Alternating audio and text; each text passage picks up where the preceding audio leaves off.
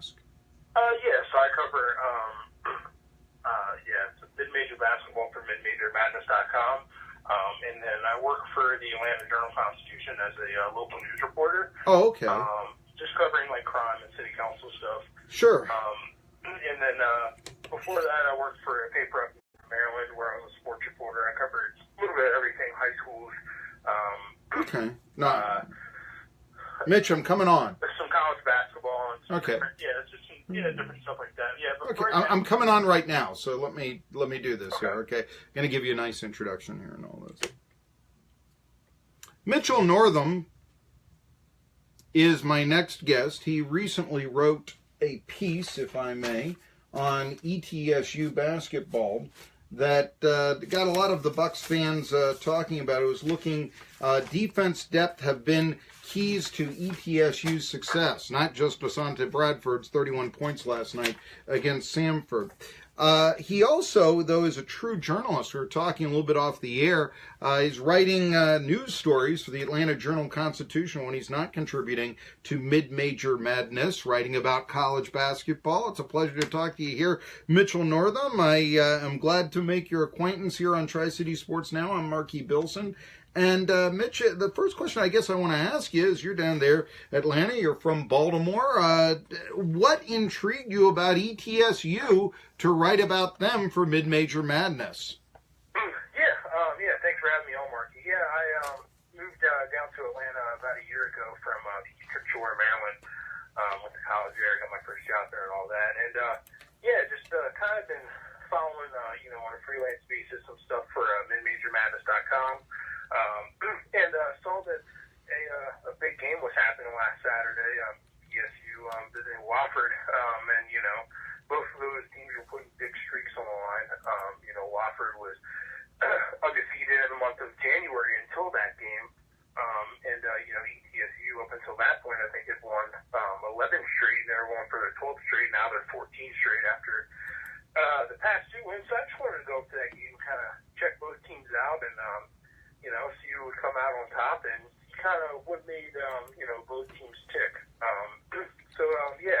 That's really, what got my interest. ETSU went to the NCAA tournament last year, and on a roll again. And it's not often you see, mid-major teams, year after year consistently put out, these products that can go to the NCAA tournament and even beat, bigger opponents. ETSU nearly beat Xavier a little while back, and had some other good runs with some big teams. So, a really good team that Coach Steve Forbes has this year. Now, you mentioned, first, it's a very deep team, of course, ETSU has, and I've gone through some records, and in fact, there have been 11 players, albeit one of them is no longer on the team, but there have been 11 players this year averaging at least 10 minutes a game for the Bucs this year. And where I'm going with this, they've never had that before. So this is the deepest team that ETSU has ever had. But you focus a bit on their defense in here. I noticed Jermaine Long earlier this year. He's been the sort of guy that oftentimes, for lack of a better term, marks the top scorer on the other team and gives him havoc. Can you tell me a little bit about, from what you saw, the defensive talents of Long? What makes him a special defensive player? What makes him so good? Yeah, well, there's a little bit of fun there on his last name because he is long. He's a really, got long arms, and, he has good size for his position. He's more of a wing talent, but can really, guard most, I would say, positions 1 through 4. But yeah, Saturday night, going up against Wofford, their best player is one of the best three-point shooters in the country, in Fletcher McGee. And really, Bradford and Long kind of alternated on guarding him. Sometimes they would get switched on and off, or if they were playing man, they would, either one of them would just have him straight up, and it really gave him problems. I think he missed 11 shots. He ended up still getting 20 or so, but I think only went 5 from 13 from three-point range, which is a bad night for him. Long has definitely been kind of one of those contributors for ETSU this year, and I believe one of those guys, like I talked about in my story, that comes from a junior college. Steve Forbes has found a lot of these guys that come from JUCOs who just, looking for their second home in college basketball. And, he's been able to take those guys and turn them into really key contributors. We're talking to Mitchell Northam of midmajormadness.com and such. Do you think that there is any chance that the Southern Conference could possibly get 2 bids into the NCAAs this year? Let's say if an ETSU would stumble in the conference tournament. Because a lot of fans around here, they're saying, okay, they've won 14 in a row, but is that all there is? We've got to wait out for really 3 games that really matter and then to go to the NCAAs. If, let us just say, ETSU were to lose to Wofford in the conference final. ETSU right now, the last I looked, 58 RPI. Is there a chance in your mind that they could make it as an at-large team? I think there's a chance, but I don't know how good of a chance that is. I think for something like that to happen, I think ETSU is the only SoCon team that has a chance at an at-large bid. And I think for that to happen, they would probably have to finish the regular season undefeated and probably make their conference final. And then, if they lose to a Wofford or a UNC Greensboro or a Furman in that conference final, and it's a close game and maybe they lose at the buzzer or something, then, I think maybe there's a chance, with that resume, I think they're still ranked in the top 60 in KenPom. You just talked about their RPI. I think with that resume, there is a chance that they get an at-large bid. Like I said, I don't know how good of a chance that is because, typically the SoCon, I don't know if they've ever had 2 bids into the NCAA tournament. No, they never have, yeah. Yeah, so, it would definitely be rare and something great for the conference. But I think, it would definitely be difficult, but sure, you definitely can't say there's not a chance.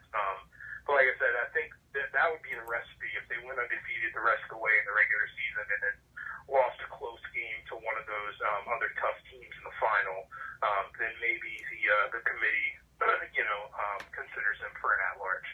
We're talking to Mitchell Northam, who just wrote, Defense Depth have been keys to ETSU's success. As I look here with the Buccaneers this year and what you've been writing in here, and you mentioned some of the depth of the team. Now, Steve Forbes, it's obvious that whenever a mid-major coach does so well, they think that the big boys will be looking at him. He did interview with New Mexico over the off season. So my question I got to ask you, though, is how much do you think his age, being in his early 50s, I think he's 52, 53, and how much do you think that the 1 year of a show cause penalty, being a former Bruce Pearl assistant, might prevent him from getting a job at another program? I think, I didn't really talk to, Coach Forbes about the show cause thing or moving on to another program. So, just kind of outside looking in, like you said, he interviewed with New Mexico last year. I think, if he has another year here where, he does, lead ETSU again to the NCAA tournament, then I think most teams have probably, would overlook that show cause that happened, a while back while he was an assistant. I think the fact that it happened while he was an assistant and it was really the head coach's kind of doing that got that fraction, I think that would have an impact if a major conference team was looking at him. I think most teams would probably ignore it considering that he's had more recently. Since he left Tennessee, he went to that JUCO that was in Florida, had really, really good success there, and then he was on the Wichita State to kind of help build that team up, when they made their runs into the tournament. And now, you look at what he's done with ETSU, really has been great everywhere he's been since then. I think another program would certainly overlook that. If Bruce Pearl can get another job, going to the SEC, then I think definitely if there's a team out there that is looking at Coach Forbes, and I think he's one of the best coaches in all of college basketball, not just mid-majors. I think programs are going to look at him, and I think they've kind of forgotten about the show cause thing. I don't think it's a really big deal. We're talking to Mitchell Northam of MidMajorMadness.com, also the Atlanta Journal-Constitution. The real journalist here and all that. Hey, what I wanted to look at is you mentioned that you thought that Steve Forbes, the show cause would not be something that would knock him up, but 50-something. Now, that's not unheard of to be hired, but it is a little long in the tooth, and I think he'd be 53 next year. So could that be something that could make him or keep him in Johnson City, do you think? I'm not sure. Like I said, I didn't really talk to him about his future job prospects or whatever. But it seemed to me like he was pretty happy with ETSU and really happy with the success that they've had there. ETSU was the program that, hired him to be, head coach in Division I college basketball after, that whole thing with the show cause, and then he kind of had to rebuild his career. Maybe he does have, some loyalty towards that. So, I'm not really 100% sure. I think he's done a great job there, and, he could, end up being somebody kind of like Wofford's Mike Young that, stays a mid-major for a long time and has a long, wins a couple conference titles and goes to a couple tournaments and, kind of just establishes himself there. Or you can be somebody that, takes this platform and takes it to the next level. I'm not 100% sure. I think really anything could happen. ETSU would be lucky to keep him, but I'm sure they're also very fortunate just to have him for the 2 years they've had him so far to build up their program to this kind of level. Well, you mentioned you talked about the depth of the roster in your piece on Mid-Major Madness, Mitchell Northam, but I look at bracketology. And the bracketologists seem to have ETSU, if they do win the Southern Conference tournament, making the NCAAs and playing one of these 4 teams right now. And I mean, this is anybody's guess. This is just an educated guess. But Arizona, Tennessee, Florida, or West Virginia. Question I have is, with the defense that ETSU has in the depth, is this a team that you think could win a game and have that first round, potentially 2-round upset in the NCAAs? How far could this team go? Yeah, I definitely think that they have the potential to win a first round game for sure. I think that this team, there is some guys left over on this team that were on that squad last year, but lost to Florida in the first round. I think they've learned a lot. I think they took a lot away from that experience. I talked to Bradford about that. I definitely think that because they are so deep, they have a lot of guys that they can throw out there if somebody gets in foul trouble or whatever it is.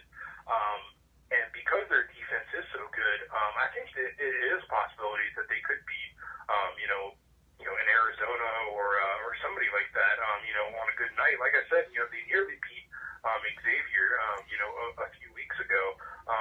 Definitely. I'm not 100% sure exactly like how far they can go if they can make, a VCU or Wichita State type run that we saw, a few years back into, Elite Eight or something like that. But definitely win an opening round game, and depending on who, what bracket they fall in, they get matched up, good matchup in that second round, and maybe even win that. Yeah, I definitely think that this is a team that shouldn't be overlooked at all. If they make it to the NCAA tournament, they're going to be a tough out for whoever they face. Well, Mitchell Northam, writing for MidMajorMadness.com. What's next on the horizon for you? What are going to be some of the stories that you're going to write in the future for Major Madness? I'm not sure. I've kind of bounced around the board a little bit here for them. Before I wrote this ETSU piece, I went down to Savannah, Georgia, and talked to the Savannah State Tigers. They play in the MEAC, and initially were ruled out of being able to play in the NCAA tournament this year because of RPI APR violations. But the NCAA granted them a waiver, and right now they play with the fastest tempo in college basketball, even faster than the Citadel there in the SoCon. So I went down there and kind of talked to them a little bit, and they take a bunch of threes. They're a really fun team, so if you want to check that piece out, that's up there. Bounced around kind of a bit. Got to see Kennesaw State and Georgia State here in Atlanta. Georgia State's been a really good team this year. I'd like to write something about them, but we'll kind of see what happens. And then I got to see Grambling State upset Georgia Tech here. That was a fun one. So yeah, I've been kind of all around the board, and I'm hoping to be able to cover the NCAA tournament this year. And we'll see what happens. Hopefully, I'll be able to see ETSU again, maybe down here at Mercer or something. Well, earlier this year, I know ETSU defeated Savannah State, and they also split 2 games with Northern Kentucky. And where I'm going with this, Mitchell Northam, is that both of those teams, I think, forgive me, I know Savannah State's in first place in the MEAC, but you said that they now can make the NCAAs this year. Is that correct, or am I mistaken? Yeah, Savannah State, for sure. Their sports information director told me that they were granted a waiver from those APR sanctions, which is basically determined on how good your students are in the classroom, and some other things are factored in as well. But they got a waiver from that, so they are eligible to win the MEAC tournament and go to the NCAA tournament, which would be their first NCAA tournament appearance ever. And in 2 years, Savannah State is actually moving down to Division II. So their time to make their first NCAA tournament is ticking. So that's why I thought they were an interesting. That is interesting.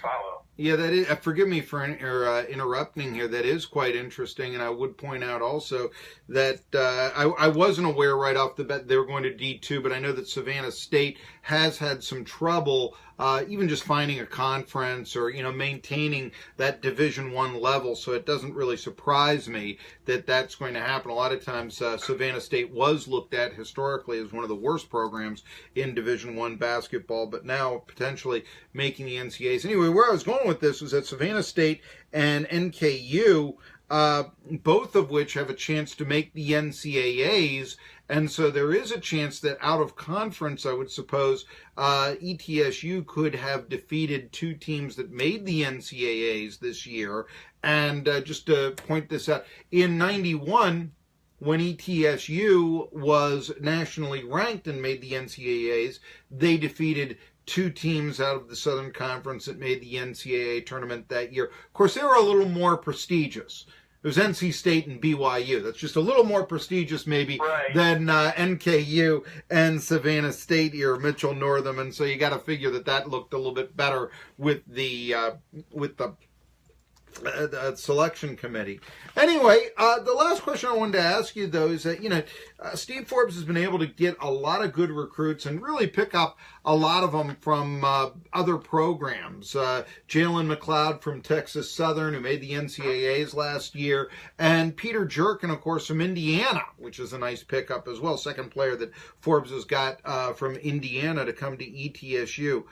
What do you think is the key that he has been able to get so many good players to come to ETSU from other high-ranking programs?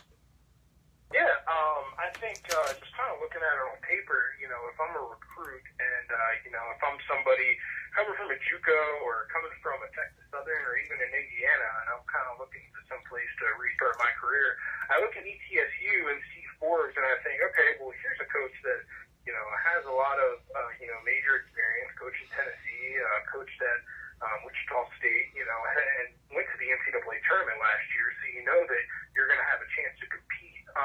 And you also know that even if you're not a starter, you look down at kind of the minutes breakdown and stuff, you're still going to play. I mean, Steve Forbes, like we talked about before, plays a lot of guys, a lot of minutes.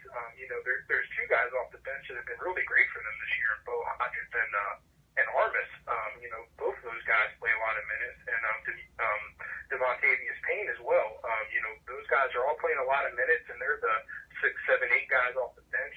Even the 9th and 10th man are getting good minutes. So, if you can find your way into the starting lineup, great. But if you can't, you're still going to get some good minutes.